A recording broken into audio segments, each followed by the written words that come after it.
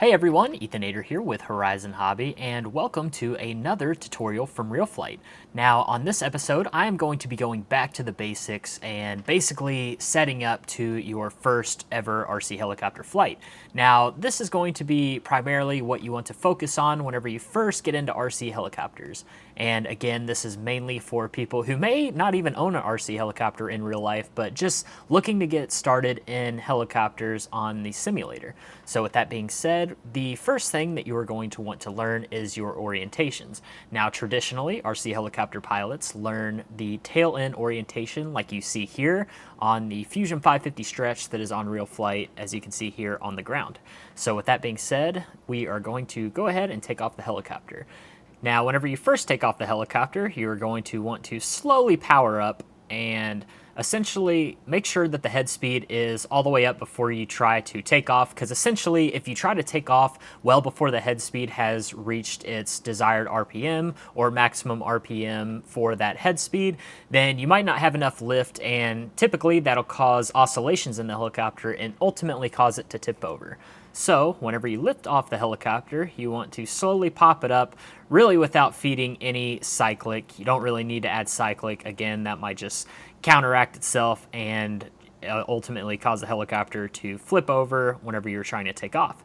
But now that the helicopter is upright, you can see that I really don't have to use the cyclic a whole lot. You kind of find that sweet spot in the cyclic where the helicopter kind of balances itself out in the air and doesn't really go anywhere, as you can see. Now, if I were to give a little bit of right aileron, you could see, or at least right roll, you can see that the helicopter wants to travel a little bit, and same thing with the left.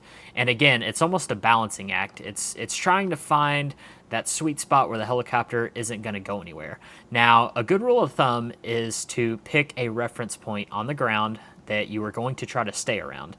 Again, just keep the helicopter tail in like this, because if you go nose in, the orientation is going to be a lot different. So as you can see here, right is going to be left. Left is going to be right, and forward is going to come back towards you, and backwards is going to go away from you. So again, just go ahead and keep the tail pointed towards you. So then right is right, left is left, forward is forward, and backwards is backward on your cyclic stick over here.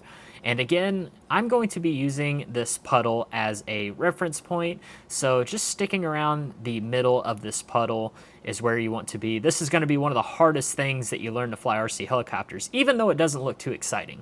You're essentially just want to find the balance point on the cyclic to where the helicopter doesn't want to drift like so, and you want to try to keep the helicopter hovering in one spot. So as you can see, if I were to give a little bit of right aileron, it's going to want to go right, and again, you might find yourself chasing the cyclic trying to balance out. But once you find that sweet spot, you'll see that it is very minimal stick input, and you essentially just want to hover over a given spot. Like I said, I'm using the puddle, and find that balancing act, and essentially once you find it in the helicopter, you're going to see that the helicopter is not really going to want to go anywhere. As you can see here, I have it pretty close to being balanced. It does have a slight left drift, but again, it is just very small corrections in order to fix it versus, it drifting really hard like that and then trying to counteract it and then the helicopter going everywhere. So once you master this orientation, hovering over one spot, it is good to rotate the tail 90 degrees. Now, again, you can also do increments, so you don't have to do 90 degrees, maybe a little bit like a 45-degree turn. And again, just practice hovering with this orientation. The tail's not entirely 90 degrees, but it's also not entirely towards you. So the orientation is going to be a little bit different. Stick input is going to be different. And once you are comfortable with that, you can rotate another 45 degrees. And again, you don't have to do that big of a degree in increments. You can do 15, 10 degrees, whatever you are comfortable with. But again, the whole point of mastering these orientations on the helicopter as it is upright while trying to hover in one spot is going to be difficult at first, but eventually it's just going to click with enough time. And again, you can do it with another little 45-degree turn. As you can see, the helicopter is almost nose towards me. Now this, to some people, might be even more difficult than the nose being entirely facing towards you like so. But again, it's going to be a lot different because right is left, left is right, backwards is going away from you, and forwards is going towards you. So again, a lot of it is just practice. And again, you can do 90 degrees. And as you can see, you are back to the tail being pointed towards you. And again, we kind of drifted around a little bit, but we are over the puddle, as you can see here. Just picking that ground reference maneuver. And once you are comfortable with the orientation, again, you can stay tail in towards you as long as you want. You can go ahead and pick another reference point. So I see a little crack in the runway, so I'm going to slowly take it over here and try to stop directly over the crack like so. And again, as you can see, it's just finding that balancing point and keeping the helicopter nice and level. And again, this is going to take a lot of time. It's not as easy as it really looks. There's a lot of stick input on the right side in order to keep it. And again, same thing with altitude. You can find a sweet spot. The helicopter is kind of in ground effects, so it feels a little bit soft near the ground. Once you get up higher, you can practice this at different altitudes. But for ground reference maneuvers, it's good to be somewhat lower to the ground. And again, in real life, you can be a lot higher because a lot of these helicopters have safe technology and essentially a panic recovery. So it will self-level if you need it to, and you can fly closer to the ground without really having to worry about crashing.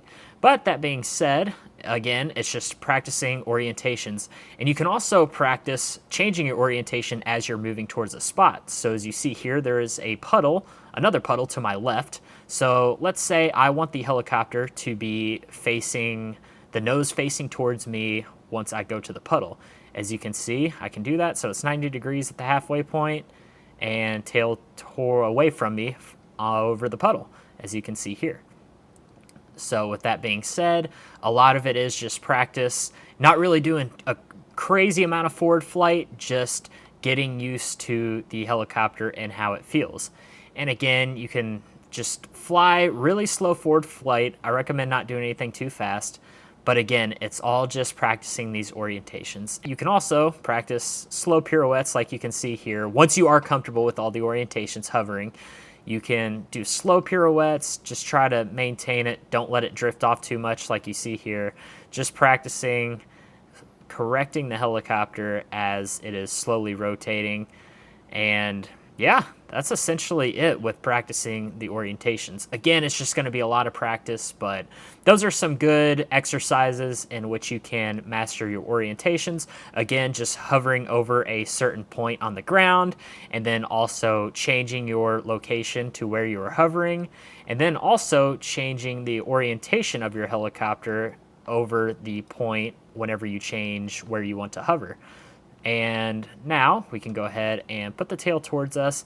We can try to land over a given spot. So as you can see here, I'm going to go over this crack right here and just practice hovering like so, because it is going to be key with taking off and landing. So as you can see here, I'm going to slowly settle the helicopter down like that. And as you can see, once I find that balance point, the helicopter has settled on the ground, and I can slowly shut the helicopter off. And that's going to cover it really with mastering basic orientations. Thank you all so much for watching, and be on the lookout. I'm going to be bringing somewhat of a series, basically learning your orientations, so getting your first successful RC helicopter flight in on this helicopter like you saw here on the simulator, and slowly progressing and basically the steps that you can take when you want to learn how to do 3D maneuvers, or maybe if you want to fly scale maneuvers. Yeah, be sure to let me know in the comments what you would like to see as far as specific maneuvers, but again, be on the lookout for the next video, which will probably be covering forward flight, and then after that we might do some basic aerobatics like loops, rolls, inverted hovering, that kind of thing. So yeah, thank you all so much for watching. We'll see you all in the next one.